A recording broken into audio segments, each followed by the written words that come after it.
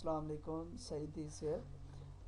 मैं इस वीडियो में अब ये दिखाऊंगा कि आपने यूनिट रूट किस तरह अप्लाई करना होता है, यूनिट रूट टेस्ट, वो भी टाइम सीरीज डाटा का। सो यहाँ पे मेरी फाइल एक्सएल फॉर्मेट में, ये देखें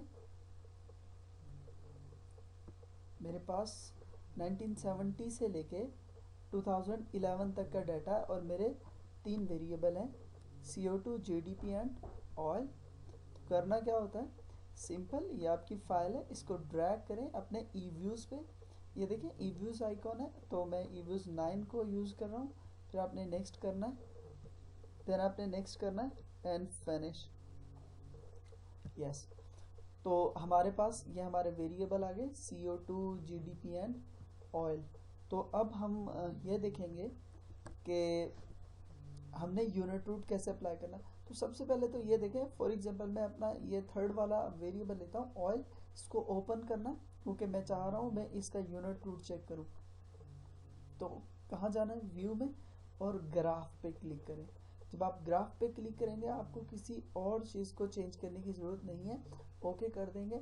अब यहाँ से आप देख सकते हैं आपके जो डेटा में एक ट्रेंड पाया जा रहा है जो कि अपवर्ड ट्रेंड है। मीन्स जैसे जैसे means with the passage of the time आपका जो डाटा है उसमें देखें एक इंक्रीमेंट आ रहा, एक अपवर्ड ट्रेंड आ रहा। तो अब हमने यूनिट रूट किस तरह लेना, आपने अपना ये वेरिएबल ओपन करना है, ओपन कर लिया, उसके बाद व्यू में जाना है, देन यूनिट रूट। अब देखें यहाँ पे वो पूछ रहा है टेस्ट टाइप, तो ये डिफरेंट टेस्ट टाइप है और सारी वैल्यूएबल है। तो जो बहुत ज़्यादा टेस्ट टाइप यूज़ होती है वो ऑगमेंटेड डिकी फुलर टेस्ट, तो मैंने उसी को अप्लाई किया। वैसे बाय द वे वो बाय डिफ़ॉल्ट ही वो अप्लाई, मतलब बाय डिफ़ॉल्ट ही ऑगमेंटेड डिकी फुलर पे थी। उसके बाद यहाँ पे देखो आपके पास 3 ऑप्शन आ रहे हैं, level, first difference and second difference. Level का मतलब होता है आपका एक रॉ डाटा है, जैसा ही आपने कहीं से भी उसको लिया हुआ है, आप उसी फॉर्म में उसका यूनिट रूट चेक करना चाहते हैं। मीन्स रॉ डाटा को ही देखना चाहते हैं कि आपका रॉ डाटा स्टेशनरी है या नहीं है। स्टेशनरी का मतलब ये होता है आपकी वैल्यू ज़ीरो के इर्द गिर्द ही मूव करती हैं। लेकिन अभी जो हमने पहला ग्राफ देखा, ये वाला देखें, ये इसमें आपकी वैल्यू ज़ीरो के राउंड अबाउट नहीं है, ये देखें एक अपवर्ड ट्रेंड पाया जा रहा है। सो आप कह सकते हैं आपका डाटा स्टेशनरी नहीं है।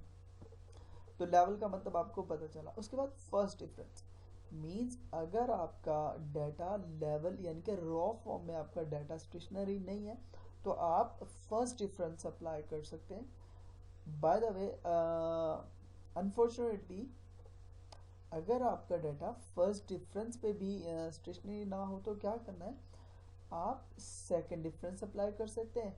और as far as I know mostly जो सीरीज होती हैं वो सेकंड डिफरेंस पे तो स्टेशनरी हो ही जाती हैं। हाँ, अगर सेकंड डिफरेंस पे भी स्टेशनरी ना हो तो आप यहाँ से लैग्स को इंक्रीज डिक्रीज करके देख लें, यहाँ से कोई टेस्ट और अप्लाई करके देख लें तो हो जाता है। अब नेक्स्ट ये वाला सर्कल आ जाता है, ये वाला पैनल, जिसमें आप स्टक हो जाते हैं, यार मुझे इंटरसेप्ट यूज़ करना चाहिए, ट्रेंड यूज़ करना चाहिए, ट्रेंड और इंटरसेप्ट और नन। तो यहाँ पे एक प्रॉब्लम क्रिएट हो जाती है। बेसिकली ये 3 मॉडल है। जब आप इंटरसेप्ट अप्लाई करते हो तो आपके रिजल्ट कुछ और आते हैं, जब आप ट्रेंड और इंटरसेप्ट अप्लाई करते हो तो आपके रिजल्ट कोई और आते हैं। लेकिन जब आप नन का बटन अप्लाई कर देते हो, यहाँ से ये वाला ऑप्शन अप्लाई करते हो, तो आपके रिजल्ट टोटली चेंज हो जाते हैं। मीन्स ये 3 मॉडल है। लेकिन अब प्रॉब्लम ये है यार, हमारे लिए अप्रोप्रिएट कौन सा है, इंटरसेप्ट या ट्रेंड और intercept. So you have no need to be worry, इंशाल्लाह मैं इसका एक डेमो दूंगा कि आप कैसे इजीली डिसाइड कर सकते हैं। यहाँ पे देखें lag length criteria, means lag length क्या होती है, इसके लिए मैं आपको सजेस्ट करूँगा प्रोफेसर गुजराती की, आपने इकोनोमेट्रिक, बेसिक इकोनोमेट्रिक है, एसेंशियल इकोनोमेट्रिक्स, वो बुक पढ़ें, आपको अच्छा आइडिया मिल जाएगा। सो यहाँ पे देखिए बाय डिफ़ॉल्ट उसने 9 मैक्सिमम लैग्स को शामिल किया इसके अंदर। सो करना क्या है, मैं चाह रहा हूँ मैं यूनिट रूट चेक करूँ अपने डाटा का लेवल में, यानी कि रॉ डाटा का ही अब मैं यूनिट रूट चेक करना चाहता हूँ। और यहाँ से मैंने इंटरसेप्ट ऐड कर दिया और मैंने ओके कर दिया। यहाँ पे देखें प्रोबेबिलिटी वैल्यू, अगर प्रोबेबिलिटी वैल्यू ये वाली वैल्यू 5% से ज़्यादा आ जाए, अगर प्रोबेबिलिटी वैल्यू 5% से ज़्यादा आ जाए, इसका मतलब है आपका डाटा स्टेशनरी नहीं है। इसका मतलब है आपका डाटा स्टेशनरी नहीं है, जो कि डिज़ायरेबल भी नहीं है। मीन्स हम चाहते हैं कि हमारा डाटा स्टेशनरी हो, लेकिन यहाँ पे तो डाटा स्टेशनरी नहीं है। दूसरा, अब नल हाइपोथेसिस क्या होता है इसका? Null hypothesis oil has a unit root sorry. तो अगर ये प्रोबेबिलिटी वैल्यू 5% से ज़्यादा आ जाए तो हम ये नल हाइपोथेसिस को एक्सेप्ट कर लेते हैं, जो कि डिज़ायरेबल नहीं है। यहाँ पे देखें probability value is more than 5%, so we will accept null hypothesis over here, so जो कि डिज़ायरेबल नहीं है। उसके बाद हमने एक इंटरसेप्ट भी उसमें शामिल किया हुआ था। अब यहाँ पे देखें intercept probability value is more than 5%, means intercept भी सिग्निफिकेंट नहीं है। तो इसका मतलब है अब आपको इंटरसेप्ट इसमें अप्लाई नहीं करना। तो करना क्या है, लेवल में तो हमने देख लिया हमारा डाटा स्टेशनरी नहीं है, तो क्या करें, दोबारा से व्यू में जाए, यूनिट रूट पे जाए। अब मैंने लेवल पे चेक किया मेरा डाटा स्टेशनरी नहीं है, तो क्या करूँ मैं, फर्स्ट डिफरेंस पे चला जाऊँ और लेवल में हमने सिर्फ इंटरसेप्ट को ऐड किया, मैंने ट्रेंड एंड इंटरसेप्ट को ऐड करके नहीं देखा। उसकी रीज़न ये थी लेवल पे डाटा स्टेशनरी नहीं हो रहा था, तो मैंने फर्स्ट डिफरेंस पे अप्लाई किया। फर्स्ट डिफरेंस पे यहाँ पे मैंने चूज़ किया, उसके बाद इंटरसेप्ट को ही रहने दिया। ओके, फर्स्ट डिफरेंस पे आप यहाँ पे देखें आपकी probability value is less than 5%। सो इसका मतलब है जब भी आपकी प्रोबेबिलिटी वैल्यू 5% से यानी कि 5% से कम आए तो आप ऑल्टरनेटिव हाइपोथेसिस को एक्सेप्ट करते हो और नल हाइपोथेसिस को रिजेक्ट करते हो, जो कि डिज़ायरेबल होता है। जब भी आपकी वैल्यू प्रोबेबिलिटी वैल्यू 5% से कम आती है तो आप उसको नल हाइपोथेसिस को रिजेक्ट कर देते हो। और जो कि डिज़ायरेबल होता है, आपकी 5% वैल्यू लेस देन 5% वैल्यू का मतलब है कि आपका डाटा स्टेशनरी हो चुका है। यहाँ पे देखें आपकी जो प्रोबेबिलिटी वैल्यू वो भी लेस देन 5% है। सी इंटरसेप्ट जो आपने ऐड किया था, इसका मतलब है इंटरसेप्ट सिग्निफिकेंट, यानी कि आपको चाहिए कि आप इंटरसेप्ट इसमें अप्लाई करो, ऐड करो। अच्छा, दोबारा से जाते हैं, यहाँ पे यूनिट रूट लेते हैं। यहाँ से मैंने फर्स्ट डिफरेंस ही चेक किया, लेकिन यहाँ पे मैं ट्रेंड और इंटरसेप्ट देखता हूँ, ओके किया। अच्छा, जब मैंने ट्रेंड और इंटरसेप्ट को ऐड किया है, यहाँ पे देखें probability value less than 5% means data stationary तो हो गया, लेकिन यहाँ पे ट्रेंड और इंटरसेप्ट, यहाँ पे देखें ट्रेंड है जो वो सिग्निफिकेंट नहीं आ रहा, ट्रेंड सिग्निफिकेंट नहीं आ रहा, तो यहाँ पे इंटरसेप्ट देख लें वो सिग्निफिकेंट आ रहा। इसका मतलब है आप इंटरसेप्ट को अप्लाई कर लो, आप इंटरसेप्ट को इसमें ऐड कर लो, लेकिन ट्रेंड को इसमें ऐड नहीं करो। तो दोबारा से जाओ यूनिट रूट, फर्स्ट डिफरेंस, क्योंकि लेवल पे तो डाटा स्टेशनरी नहीं था, तो आप यहाँ से दोबारा से इंटरसेप्ट, और अब आपने ये रिजल्ट अपने आर्टिकल में या थीसिस में कोड कर। चलें हम ये देख लेते हैं कि हमने अपने इन रिजल्ट्स को अपने थीसिस या आर्टिकल में किस तरह से अरेंज करना। यहाँ पे जाता हूँ, ये देखें मैंने सबसे पहले लिखा टेबल 1 4.1 और इसका नाम दिया यूनिट रूट।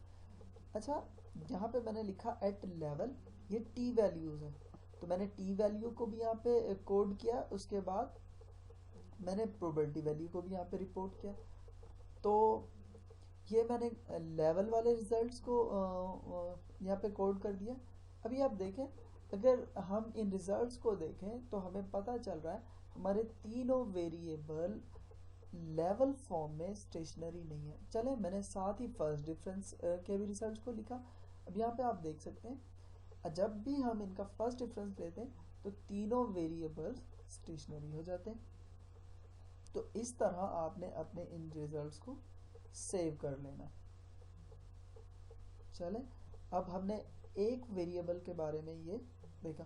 चले दोबारा से देखते हैं, हम इसी का यूनिट रूट लेते हैं और अब इसमें नन को ऐड कर देते हैं। अभी मैंने फर्स्ट डिफरेंस ही लिया हुआ है। ओके, यहाँ देखें प्रोबेबिलिटी वैल्यू लेस देन 5% है, मीन के हमारा जो ये वेरिएबल है ये सेकंड डिफरेंस पे स्टेशनरी है। तो करना क्या है, अब आपकी अपनी मर्जी है कि आपने इसमें क्या करना है, इंटरसेप्ट को ऐड करना है, ट्रेंड को या इंटरसेप्ट को। अब ऑब्वियसली ट्रेंड और इंटरसेप्ट तो इसमें सिग्निफिकेंट था ही नहीं, ये वाला सिग्निफिकेंट नहीं था, तो आप इसी को अप्लाई करके ओके कर दो। तो इन रिजल्ट्स को, ये टी वैल्यू को और पी वैल्यू को वहाँ पे लिख लें। ये उसके बाद मैं देखता हूँ मेरा दूसरा वेरिएबल है। आपने सारे वेरिएबल्स का सेम चेक करना है। फिर से ग्राफ चेक करें इसका।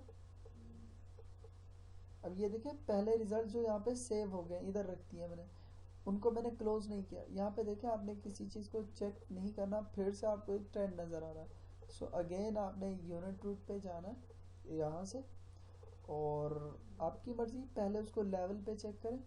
ये देखिए लेवल पे स्टेशनरी नहीं है, तो क्या करना है, आप दोबारा से unit root second difference first difference पे चले जाएं। फर्स्ट डिफरेंस पे आपका वेरिएबल स्टेशनरी हो गया। चूँकि मैंने इंटरसेप्ट भी ऐड किया हुआ था, यहाँ पे देखें intercept probability value is less than 5%, so intercept इसमें सिग्निफिकेंट है, मीन्स आप इसको इंटरसेप्ट को इसमें रख सकते हैं। यूनिट रूट दोबारा से ट्रेंड एंड इंटरसेप्ट ऐड कर दें। अब यहाँ पे देखें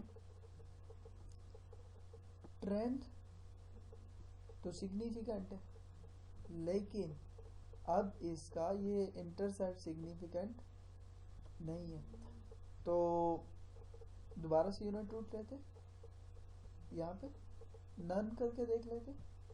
नन पे भी हमारा ये वेरिएबल स्टेशनरी है, so it's all up to. अब आपने इसका अकेला इंटरसेप्ट को इसमें रखना है, ये तो आप रख ही नहीं सकते क्योंकि वो इनसिग्निफिकेंट बता रहा, तो आप ये रख सकते हैं और नन भी कर सकते हैं। ओके, चले अब हमें कैसे पता चलेगा कि फर्स्ट डिफरेंस लेते हैं तो हमारे वेरिएबल स्टेशनरी हो चुके हैं या नहीं है। हाँ, ये अच्छा क्वेश्चन है। तो हमने करना क्या, आप यहाँ जाएं, जनरेट पे जाएं, आप एक सीरीज जनरेट करें जो क्या हो, हाँ जो फर्स्ट डिफरेंस, ऐसी सीरीज हो जिसका फर्स्ट डिफरेंस लिया हो। तो क्या लिखना है, यहाँ पे डी लिखें, साथ में वेरिएबल लिसन मैं ऑयल का चेक कर रहा हूँ, ऑयल की एक सीरीज जनरेट कर रहा हूँ। मैंने लिखा डी फिर ऑयल फिर इज इक्वल टू फिर डी फिर ब्रैकेट फिर oil, D means first difference, और इसको ओके। अब मैं क्या करने जा रहा हूँ, मैं एक ऐसी सीरीज जनरेट करने जा रहा हूँ जो वो होगी जो फर्स्ट डिफरेंस लेने के बाद आई होगी। ओके किया मैंने। अब यहाँ पे देखें आप, डी ऑयल, ये एक नई सीरीज जनरेट होगी, इसको ओपन किया मैंने, ठीक है, व्यू में गए, ग्राफ देखा मैंने, ओके, यू सी आपकी वैल्यू 0 के राउंड अबाउट है। यानी अगर आप इसको यानी कभी तो वैल्यू ऊपर जा रही है, कभी वैल्यू नीचे जा रही है, कभी ऊपर कभी नीचे, इसमें आपको कोई ट्रेंड दिखाई नहीं दे रहा। अच्छा, अब दोबारा से यहाँ देखें, सीओ पे मैंने सॉरी ऑयल पे क्लिक किया, यहाँ पे ग्राफ पे जाता हूँ, ये देखें ऑयल ग्राफ।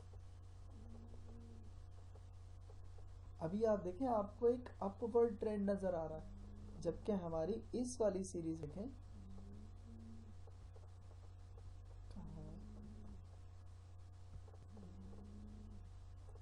इस वाली सीरीज में देखें आपका वो जो अपवर्ड ट्रेंड है वो ख़त्म हो गया है। तो इस तरीके से हम देख सकते हैं कि हमारी सीरीज स्टेशनरी हो चुकी हैं या नहीं हुई। और रिजल्ट्स का मैंने आपको ऑलरेडी बता दिया है कि आपने किस तरह उनको लिख लेना। होप श्योर कि आपको इसकी समझ आई होगी।